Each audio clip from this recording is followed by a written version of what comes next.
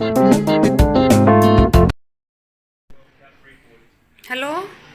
हाय करा. स्मित, स्मित कर. मॅच बघतोय ना.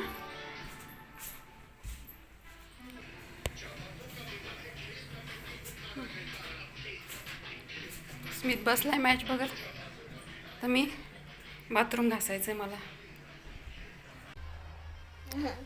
सकाळी अंघोळी वगैरे झाल्यानंतर स्मितचं सगळं आवरल्यानंतर मग मी बाथरूम घासत बसले, कारण खूप खराब झालेलं होतं. काय झालेलं होतं की बाथरूमच्या ज्या फरशा आहे, मी तिथे पूर्वी छोटासा दगड आहे माझ्याकडे, मी कपडे धुणं त्याच्यावरतीच धुवायची बाथरूममध्ये. तर मग त्या दगडामुळे थोडंसं फरशीचं वरची जी लेयर आहे ती निघाली आहे आणि थोड्याशा असं जो गॅप आहे तो वाढत चालल्यासारखं वाटतो आणि लिकेज झाल्यासारखं वाटते. तर म्हणून मग स्मितच्या पप्पांनी काय केलं, मी माहेरी गेलेली होती आणि तेव्हा ते सिमेंट लावलं, पांढरं सिमेंट. तर ते पूर्ण फरशी बाथरूममध्ये सगळे गोळे गोळे गोळे गोळे खूप टोचायचं त्याच्यामध्ये, बाथरूममध्ये पाय ठेवायला सुद्धा, आणि सगळं तसंच आणि अजिबात निघत नव्हतं. तर मग मी त्याच पत्र्याने ते सगळं पण काढते ते, आणि निघत नाही अजिबात. ते भरपूर असं कडक होतं आणि चांगलं जोर देऊन देऊन ते जे सेंटरचं आहे फरशीला, कडेकडेला आहे तसंच ते सिमेंट ठेवलेलं. पण मग ते बाथरूममध्ये जायला यायला पण पायाला खूप जास्त टोचत होतं. तर मग ते बराच वेळ लागला मला आणि मग ते काढण्यासाठी, आणि अशा पद्धतीने ते स्मितच्या पप्पांनी लावलेलं होतं.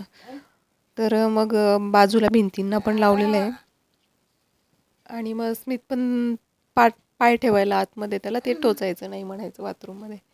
आणि खूपच असं विचित्र दिसायचं, काय किती घासलं आवरलं बाथरूम तरी पण ते असं म्हणजे आणि फरशीवर दिसत असेल तुम्हाला काळे जे डाग दिसत आहेत, तर ते डाग नाही आहे. तर तिथं एका कोपऱ्यामध्ये मी दगड ठेवलेला आहे धुण्यासाठी. तर तिथे मी तो दगड ठेवायचा आणि त्या दगडावर धुतल्यामुळे मग ते खाली फरशीची लेअर वरची जी व्हाईट आहे ती निघाली आहे आणि खाली काळं काळं दिसते. असं अशा पद्धतीने ते बाथरूम असं झालेलं आहे. आणि बाथरूम स्वच्छ धुवून झालं होतं, भिंती पण घासून झाल्या आता व्यवस्थित. मी बाथरूम बऱ्यापैकी आवरलं. त्यानंतर हे बेसिंग, तर इथे पण तोच प्रकार होता. स्मितच्या पप्पांनी काय माहीत नाही इथं पण ठेवलेलं होतं की काय ते सिमेंटचं.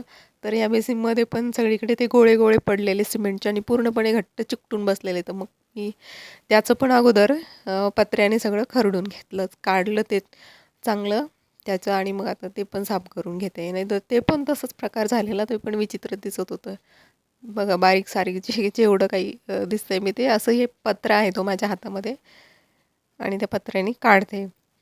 आणि बेसिनच्या खालीसुद्धा जो मी उभी आहे तो एरिया आहे खाली, तर तिथेसुद्धा तसंच सिमेंटचे गोळे पडलेले. पूर्ण एरिया टॉयलेट, बाथरूम, बेसिन आणि त्या खालची बाजू इथे सगळं सिमेंट झालेलं, आणि ते पूर्णपणे चिकटून बसलेलं. कारण मी गावाला गेलेली होते आणि त्या काळात त्यांनी ते केलेलं, आणि त्या काळामध्ये ते एकदम पक्क चिकटून बसलेलं, काढलेलंच नाही लगेच. त्याच्यामुळे मग ते मला काढण्यासाठी खूप जास्त त्रास झाला. तर मग ते पत्रा माझ्या हाताला पण लागला काढता काढता. तर अशा पद्धतीने हे काम वाढवत झालेलं होतं. तर मी हे सगळं बेसिंग वगैरे, भिंती, टाईल्स वगैरे साफ करून घेतला. आणि त्यानंतर आता जो खालचा एरिया आहे तिथे पण पत्र्याने मी साफ करून घेतलं. हे बघा, इथे पण सगळे तसंच प्रकारे गोळे पडलेले होते. मी पत्र्याने अगोदर काढून घेतला आणि त्यानंतर तारेची घासणी घेतली, आणि मग त्या तारेच्या घासणीने पूर्णपणे ती फरशी तिथली घासून काढलेली आणि मग पुसून घेतली. मग ते निघालं. मग तेव्हा त्यानंतर ते बरं वाटायला लागलं. नाही तर तो एरिया पूर्णपणे खराब झालेला, आणि असं थोडंसं घासून पण मग अजिबात निघत नव्हतं. 2-3 वेळेला मी धुवून बघितलं तर ते तसंच दिसायचं. मग त्याला घासण्याशिवाय आणि खरडून काढण्याशिवाय पर्यायच नव्हतं मला. म्हणून मग मी ते पूर्णपणे असं पद्धतीने घासून काढलं, आणि पूर्ण सगळं सिमेंट आता निघून गेलेलं आहे. मग आता ते बरं वाटायला लागलं.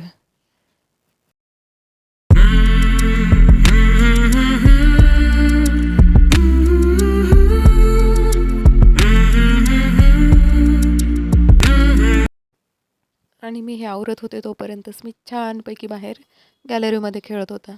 त्याच्यामुळे मग माझं बरंचसं काम आवरलं गेलं. आणि इथे बाहेर गॅलरीमध्ये भरपूर असा टाईमपास त्याचा होत असतो, कारण पुढच्या बाजूलाच रस्त्याच्या बाजूला गॅलरी आहे. येणारे जाणारे मुलं खेळतात. त्याचा भरपूर असा टाईमपास होतो. भरपूर फर्स्ट फ्लोअरलाच असल्यामुळे सगळं काही पूर्णपणे व्यवस्थित दिसतं. त्याच्यामुळे त्याला हे टाईमपासासाठी एक मोठी म्हणजे छान जागा आहे. आणि आता कपडे पण धुवून झालेले होते. मशीनला लावते आता आणि असे वरती वाळत घालून घेते, कारण असं खाली कपडे त्याच्या हाताशी वगैरे टाकले तर तो काय करतो, जेवढं त्याला वस्तू हाताशी लागतील त्या त्याच्यातनं खाली फेकतो. आता बाहेरून तर जाळी लावलेली आहे, म्हणजे ते स्लाईड केलेली आहे, तर तो त्याच्यातनं पण कपडे जे हाताला लागेल ते खाली फेकतो. त्याच्यामुळे मग सगळे कपडे असे वरती टाकून द्यावे लागतात त्याच्या हाताशी असले की तो असा करतो. त्याच्यामुळे तर आता कपडे धुवून झालेले होते, तर ते पण बाय बाय पण करतो. कोण ओळखीचा असो नसो, जे येणारे जाणारे आवाज देतो, बाय बाय करतो रस्त्याला सगळ्यांना.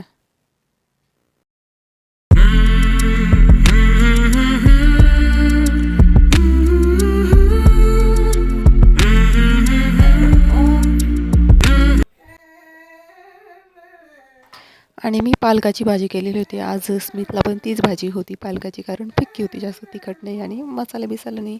हिरवी मिरची असल्यामुळे मग स्मितला अशी भाजी चालते. आम्ही जी भाजी खात होती. तर आता त्याचं जेवण झालेलं होतं. पुन्हा आता त्याला जेवायचं होतं माझ्यासोबत. मग आता त्याला पुन्हा जेवू घालते.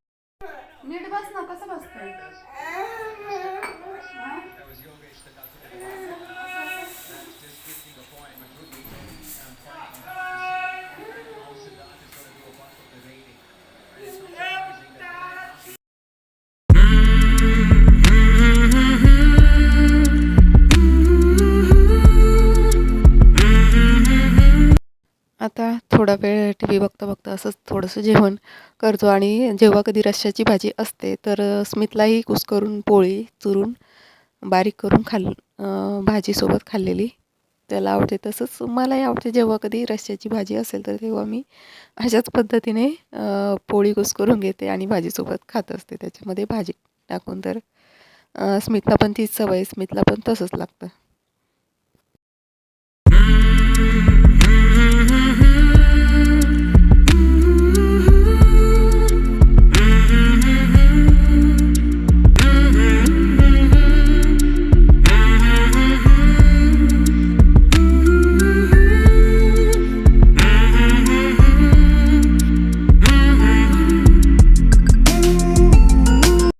आणि जेवणानंतर पुन्हा काही वेळ गेल्यानंतर मी आता त्याला थोडंसं हे जे संत्रे घेतलेले होते संत्रे, तर मग आता ते त्याला थोडं खाऊ घालते. फळं वगैरे घेतलेले, ॲपल, चिकू, पपई पण आहे ह्या गोष्टी, कारण तो आता इतकी ताकद नाही आणि थोडंसं फळं वगैरे खाऊ घालून सारखं थोड्या थोड्या वेळाने, तर मग त्याला बरं वाटेल. अजून तो उभा राहू शकत नाही, त्याच्यामुळे मग त्याला अशा पद्धतीने मी फळं खाऊ घालते रोज थोडं थोडे. आणि त्यानंतर संध्याकाळची वेळ, इथे चहा ठेवलेला आहे मी, 5 वाजलेले असतील.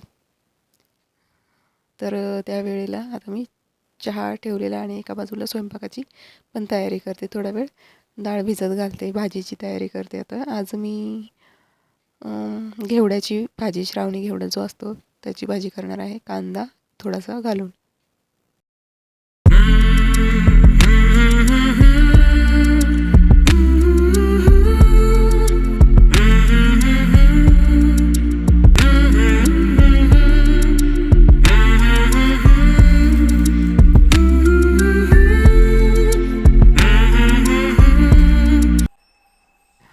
तुरीची डाळ मी 10-15 मिनटं भिजत घातलेली होती आणि आता ती एका पातेल्यामध्ये घालून थोडा वेळ गरम पाण्यामध्ये उकळवून घेते. म्हणजे त्याच्यावरती जो फेस निघतो तो काढून घेते आणि मग त्यानंतर पुन्हा कुकरला भात आणि ही डाळ लावून मग नंतर शिट्ट्या करून घेते. तर रोजच वरण भात केला जातो, रोजच वरण खाल्लं जातं, त्याच्यामुळे पुन्हा मग त्या डाळीने प्रॉब्लेम होता, वात वगैरे येणं हातापायांना. तर मग त्याच्यामुळे जो शिजवताना जो फेस येतो कुकरमध्ये डायरेक्ट लावली तर मग ते काढलं जात नाही. तर अशा पद्धतीने मी सध्या तर असंच करते, कारण स्मितसुद्धा रोज रात्री जेवणात वरणच खातो. तर मी फेस काढून घेते आणि नंतर कुकरला लावते.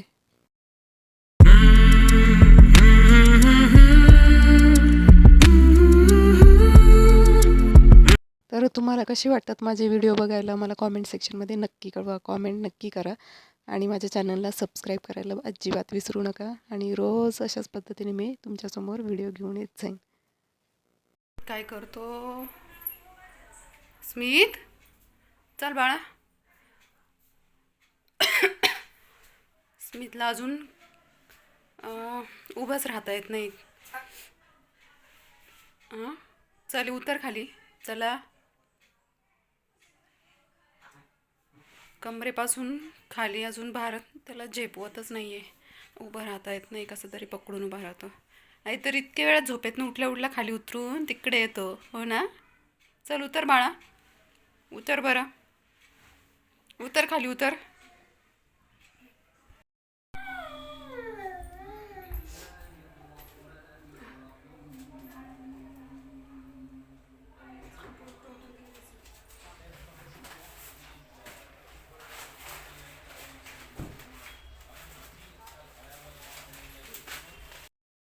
आणि मी त्याची ना आता थोडीशी फिजिओथेरपी घेते, कारण त्याला अजून उभं राहता येत नाही. कंबर असं भार त्याचं स्वतः तो घेतच नाही आहे. परावलंबी झाल्यासारखं वाटतं, पकडून उभं राहावं लागतं आणि अजिबात नाही त्याला हे होतं. त्याच्यामुळं मग मी म्हटलं आता काहीच कळत नाही आहे की काय होतं आहे त्याला.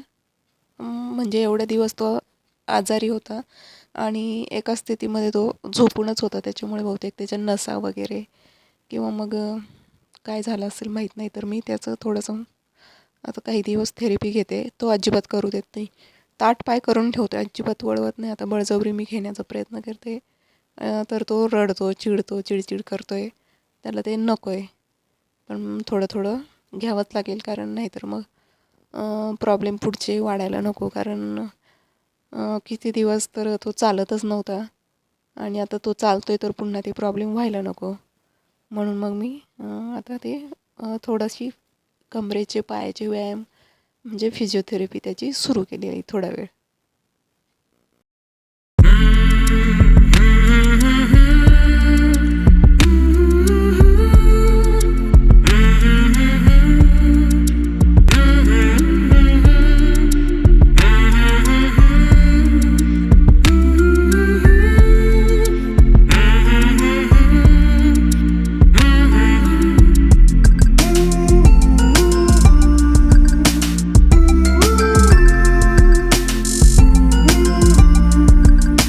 उभा पण नाही राहत बघा, मी हात पकडून त्याला उठवते पण नाहीच राहिला उभा.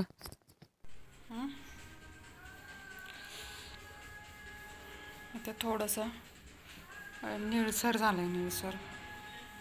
निळसळ इथे सगळे सलाईन दिलेले.